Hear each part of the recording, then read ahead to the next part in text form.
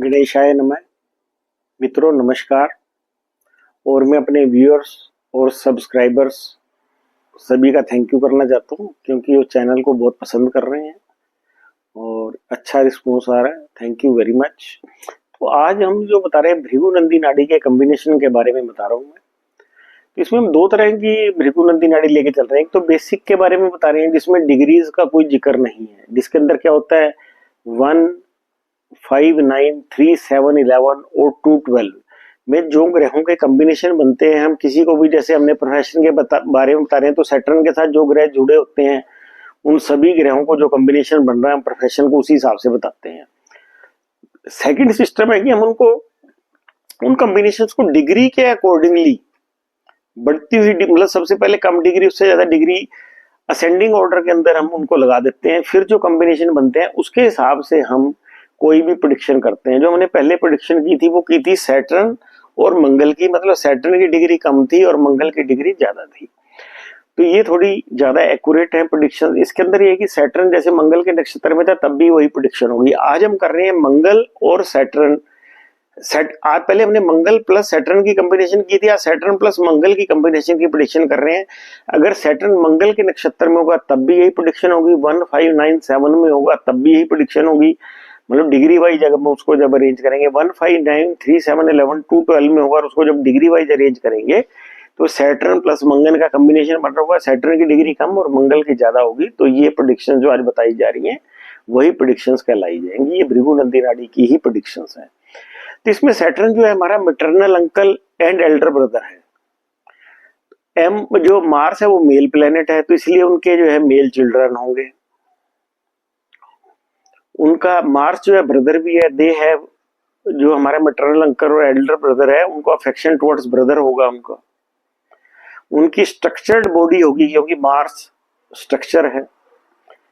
Mars angry planet है, वो very angry लोग होंगे, वो बहुत आर्ग्यू करने वाले होंगे। मार्स यंग प्लेनेट है तो यंग दिखेंगे, वो देखने में यंग होंगे। प्रॉपर्टी भी होगी उनके पास। मार्स एडमिनिस्ट्रेशन भी है, उनकी एडमिनिस्ट्रेशन कैपेसिटी बहुत अच्छी होगी। मार्स ब्लड रिलेटिव भी है तो उनकी शादी ब्लड रिलेटिव में होगी। जो मंगल है वो कोर्ट के सर्जरी ह्यूमिलेशन वगैरह भी है, तो इसलिए इन लोगों को सर्जरी, कोर्ट केसेज और ह्यूमिलेशन भी होगी।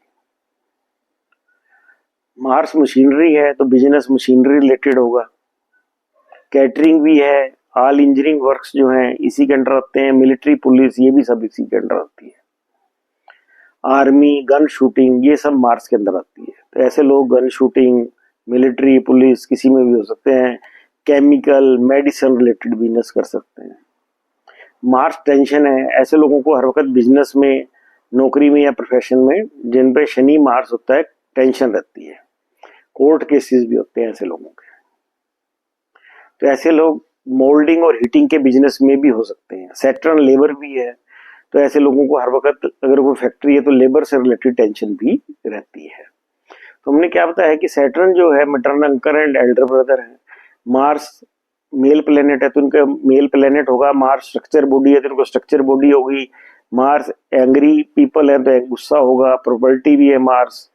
यंग लुकिंग पीपल होंगे, गुड एडमिनिस्ट्रेशन होगा। ये सब ऑर्गेनाइजेशन को हेड करेंगे लोग। मार्स ब्लड रिलेटिव के अंदर मैरी करेंगे।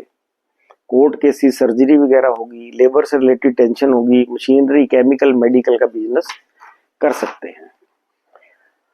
इनके लेबर जो है उसका एक्सीडेंट होगा, तो इसलिए जो अपनी अपनी लेबर के रिकॉर्डिंग इनको केयरफुल रहना पड़ेगा क्योंकि उनका एक्सीडेंट हो सकता है।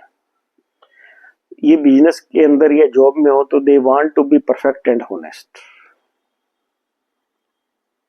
तो ये मार्स जो यंगर ब्रदर भी है, इनका यंगर ब्रदर इनके साथ बिजनेस में एसोसिएट भी हो सकता है।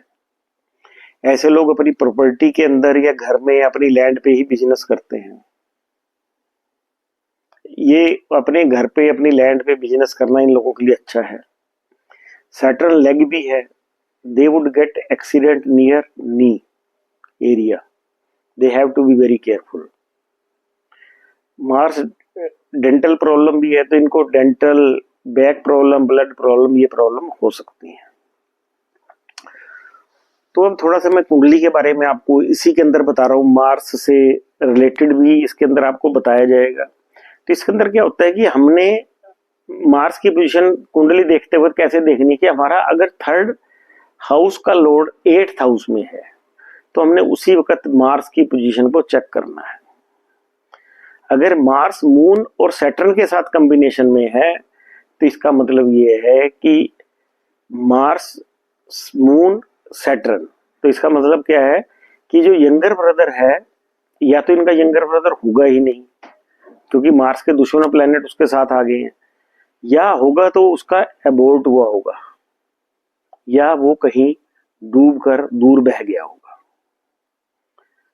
क्योंकि थर्ड हाउस अगर अफ्लिक्टेड है, एक तो ये थर्ड हाउस अफ्लिक्टेड का ये एग्जांपल बता दिया, दूसरा क्या है कि थर्ड हाउस अफ्लिक्टेड हो और जो बुध है वो केतु और सैटर्न के साथ हो,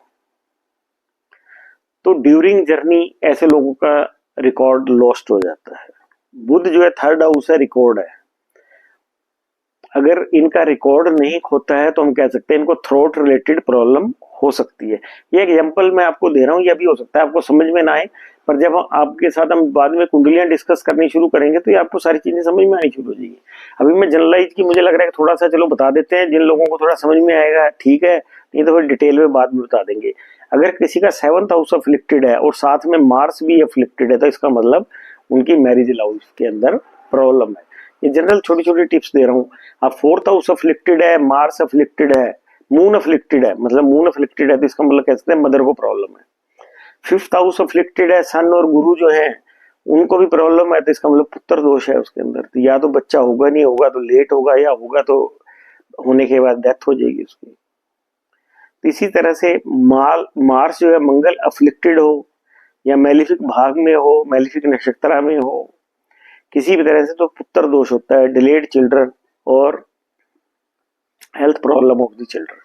तो हमने आज इस कॉम्बिनेशन के बारे में जिक्र करा। धीरे धीरे ये सारे कॉम्बिनेशन आपको बताएंगे, हर कॉम्बिनेशन के बारे में 15-20 प्रोडिक्शंस होंगी जिससे कि आपकी ज्योतिष में निखार आएगा और आप किसी भी कॉम्बिनेशन को देख के बड़े अच्छे से बता पाएंगे। Thank you. अगर ये वीडियो आपको पसंद आया हो तो ज़्यादा से ज़्यादा शेयर करें। Thank you very much.